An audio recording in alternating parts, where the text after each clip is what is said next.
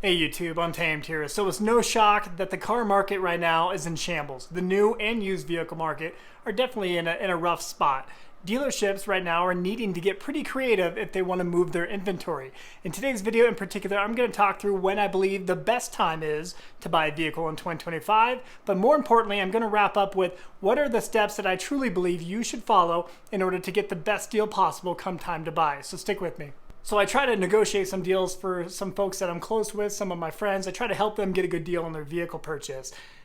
Of the ones I recently tried to do, I did kind of bump into a very common theme amongst the dealerships. One was for a Toyota, the other one was for a Chevy Silverado in particular. And both of them kind of deployed the same tactic. And I think a lot of you guys are going to bump into this too right now more than ever, because we are seeing a lot of large discounts, quote unquote large discounts. You can definitely debate that all day long. 10 or 15% off the MSRP that's already inflated 20 to 30% over what it should be. Doesn't feel like much of a discount or deal, right? But now we're seeing a lot of dealerships really hold firm to their discounted or discounted price that they're advertising. GM in particular, they have a number of rebates. It seems like there's a rebate for everything. Recent grad rebate, military rebate, I'm trading in a competitor vehicle rebate. There's so many that they have, it almost gets too confusing. But they get to the point where they're unwilling to go anything below their discounted or rebated price. Those are rebates being offered by the manufacturer to try to move this metal. Because if you go to Toyota or GM, what are you going to see? You're going to see a whole lineup of unsold 2024 units, in some cases 2023 units, because they were unsuccessful at selling that inventory throughout the year. So that's why it's kind of comical to me, because a lot of them are trying that as their final last-ditch effort to try to hold firm. Non-negotiable. This is the best deal possible. You're not going to see anything better than this. And they're really holding firm, hoping that you are going to fall victim to that. They're going to have to discount it more, whether they like it or not. Their inventory levels are through the roof. Like I mentioned before, we have over 3 million brand new vehicles available at the start of 2025. That's 400,000 more vehicles compared to the start of 2024. And one step further, that is 1.4 million more new vehicles at the start of 2025 comparatively to the beginning of 2023. Their inventory levels have skyrocketed, over 120% growth in the last 2.5 years.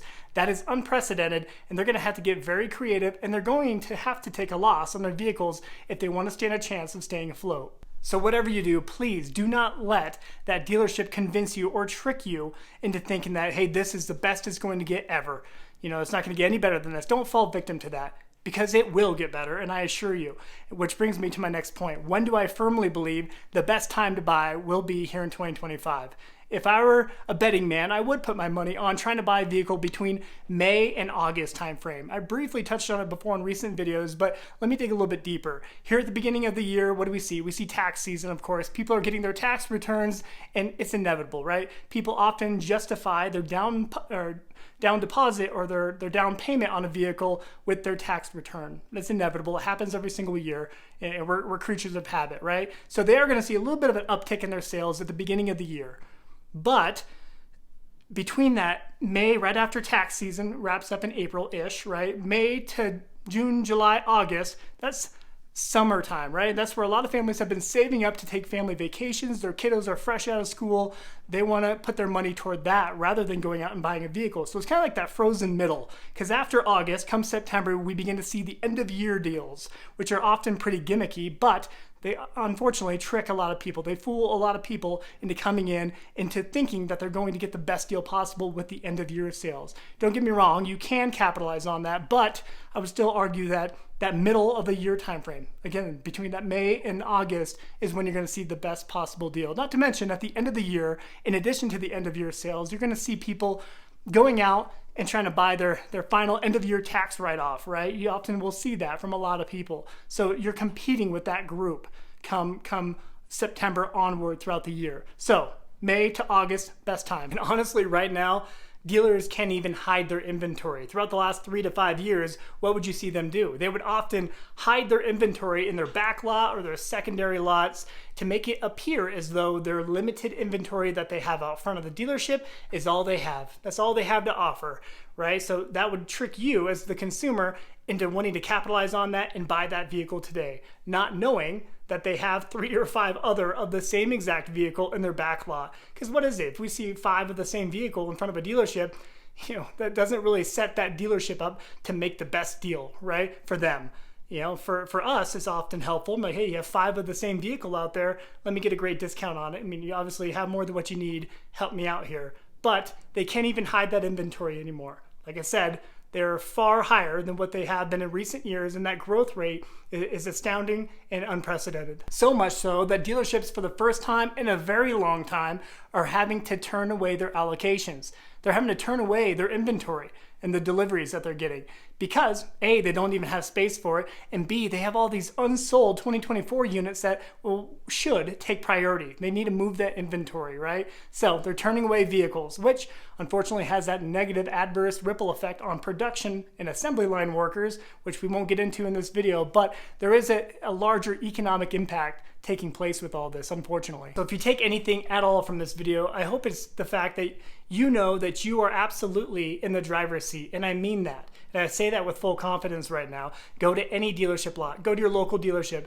You are likely going to be met with lines upon lines of unsold inventory. So again, don't let them fool you into buying something and making you feel as though if you don't get it today, you're going to lose out on your opportunity. That is not the case. Because what can you do if you don't end up getting that particular vehicle?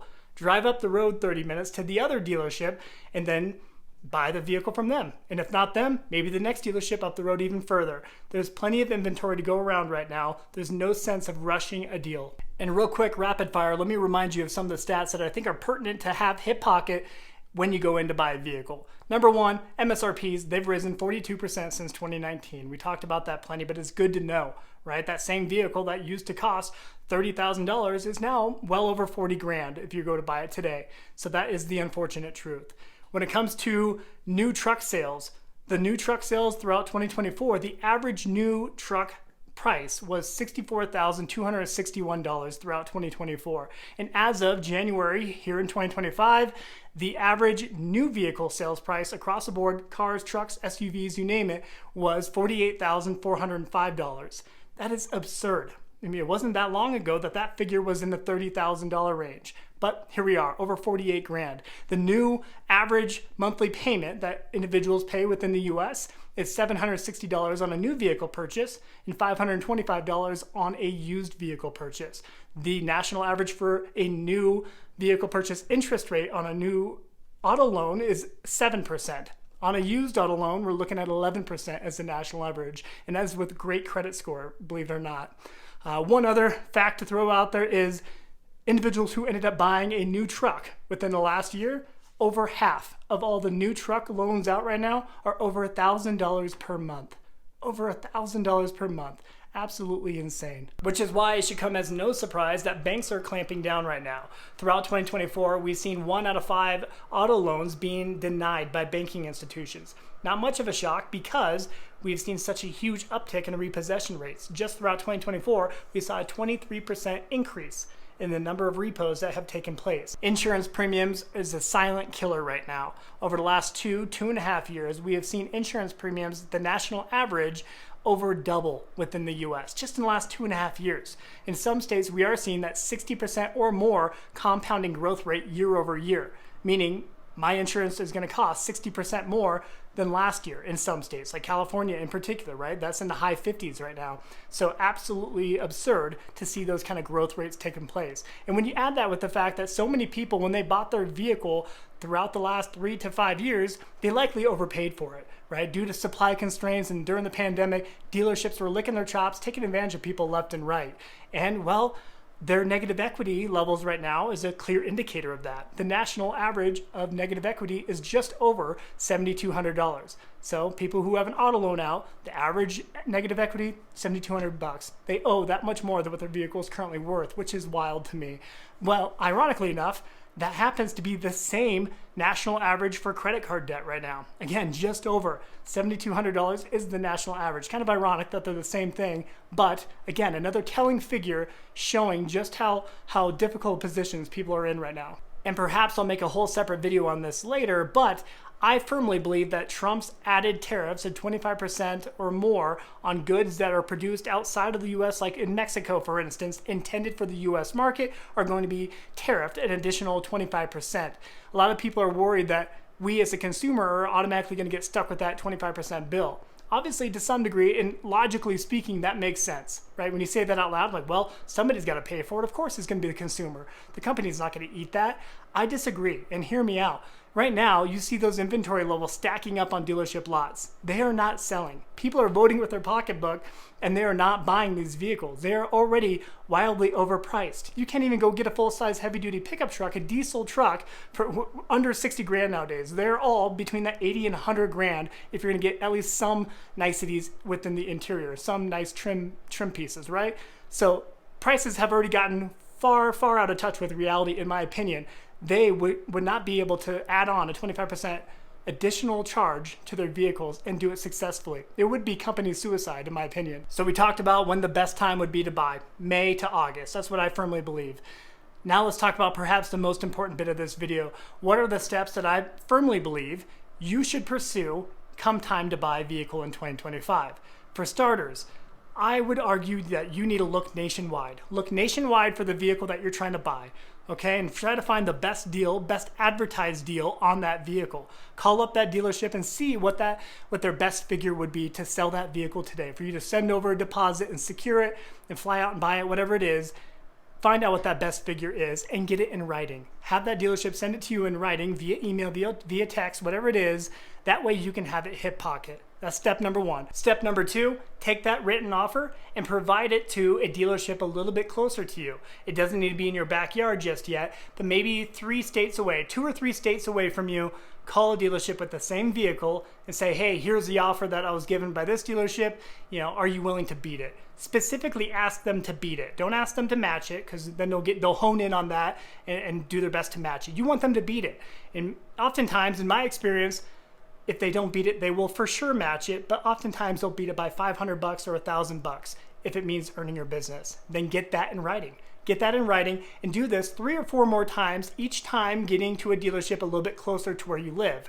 And by the time that you call that dealership in your backyard, hopefully you'll be well equipped with a written deal that you can present to them and say, hey, you know, I'm here, I'm local to you, I would love to keep my business local. If it means making a deal today, could you beat this offer? And at very least, hopefully they'll match it for you. Now, just some tips and tricks to consider along the way. You're gonna get asked and barraged with a bunch of questions. If you have a trade-in, that turns into a little bit more of a tricky situation when you're trying to negotiate a deal from afar. But let me tell you how I have navigated it and navigated it successfully over the years. You know, oftentimes you'll just need to have a dozen or more photos, detailed photos of your trade-in, right? Inside and out, with the odometer included. You're gonna have that VIN number hip pocket because they need that all the time, and they'll run that VIN number and they're gonna see what your vehicle's wholesaling at, and then hopefully work a figure for that trade-in from that point. So a bunch of photos of the interior, exterior, be equipped with it and get ready to send it to them. And if they're a dealership that says, well, we can't give you an offer sight unseen, we need to see your vehicle in person, don't deal with them. Right now, dealerships are having to get creative to move their inventory. So only deal with the dealerships that are willing to give you at least a very close ballpark offer on your trade-in, assuming everything checks out the way you describe it. They should be able to hold firm pretty closely to what they offer you. And the dealerships that don't want to play ball, skip them. On to the next one, because there's plenty that are willing to do it right now. And of course, every time you make a phone call to a dealership, they're going to be quick to say, when can we get you in here? When can we get you into our seat so we can kind of talk it through and kind of get eyes on your trade? When can we do that? Don't fall victim to that, because that's just going to be a tremendous waste of your time. Say, hey, unfortunately, I'm just a little too far away to drive in there, but I would love to make a deal happen with you if you guys are willing to consider my trade-in, if you have it, or B, you're willing to work with me on that price tag a bit. Never fall victim to, hey, when can I get you into the dealership? Because then you're going to sit in there for 2 or 3 hours while they go back and forth with their manager. We've all been through it, and it's extremely frustrating. And oftentimes they beat you down. They wear you down back and forth and get you to the point where you just kind of succumb to it, right? Like, oh gosh, I've been here for 3 hours. I mean, whatever, I'm gonna make a deal happen. I don't wanna waste my time. So don't let them do that to you. And for me, if you do have that trade-in, you pretty much draft up all the details of it. Be honest, of course. If there's any issues with your vehicle, always be honest with it. It'll save you some headache on the back end, right? Be honest about the condition of it in and out. Send those detailed photos. Have it all packaged together to where you're pretty much just saying copy and paste every time you reach out to a different dealership, to include the written condition of it, that VIN number, the mileage, with a picture of the odometer. They often really appreciate that. So have it all packaged together, and really it lessens the burden on you if you do it all at once. Dedicate just just one afternoon to this, a few hours, calling these dealerships, and I guarantee it, you are gonna find yourself having a pretty good deal presented in front of you at the end of the day. One of the questions that they ask you right out of the gate is, are you gonna finance or are you paying cash? What I often say is I'm undecided. I'm more focused on making sure I get the best possible deal before committing one way or the other. So I try to leave that in limbo until the very, very end, because this is important to know, that financing option actually makes the dealership a little bit of money. They get a small kickback, generally between $1,200 to up to $2,000, a kickback from that financing institution, from that bank.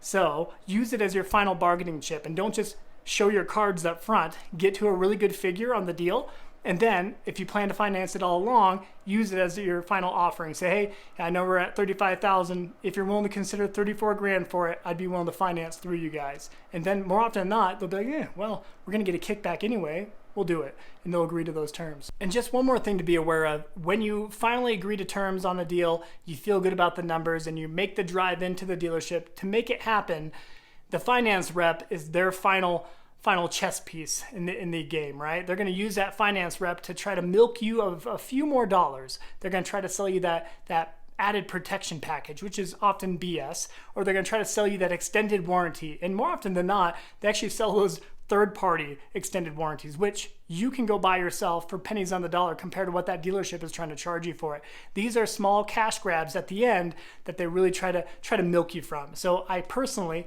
unless it's in very rare cases, I will often decline all of those, because you can go buy them on your own directly to the source rather than going through that finance rep through the dealership. Again, another opportunity for them to make money off of you. So I say no thank you to all that. Let's just get through the paperwork on the agreed terms. And one other thing to be aware of, I've only seen it a couple times, but they do deploy the tactic of, hey, we're only willing to give you this certain interest rate, the certain APR, if you're willing to buy this extended protection package of some sort, or this extended warranty. If you buy this warranty, we'll give you this interest rate. If you don't buy it, you're gonna have this higher interest rate. That's actually illegal for them to do, because those are actually offerings from the bank itself that with already pre-approved conditions based on your credit and what you've submitted for your application. So they can't withhold based on, if they sell you an additional package or not. You were already approved for that, so don't let them deploy that tactic on you. All right, guys, I'll wrap up the video there. I think I've geeked out plenty in this. Hopefully, some of you can find some value in this. If you are in that position where you need to buy a vehicle this year, if you are able to wait a little bit, I think that will prove to be in your best interest. Obviously, only time will tell, but that's what I firmly believe. Now, I believe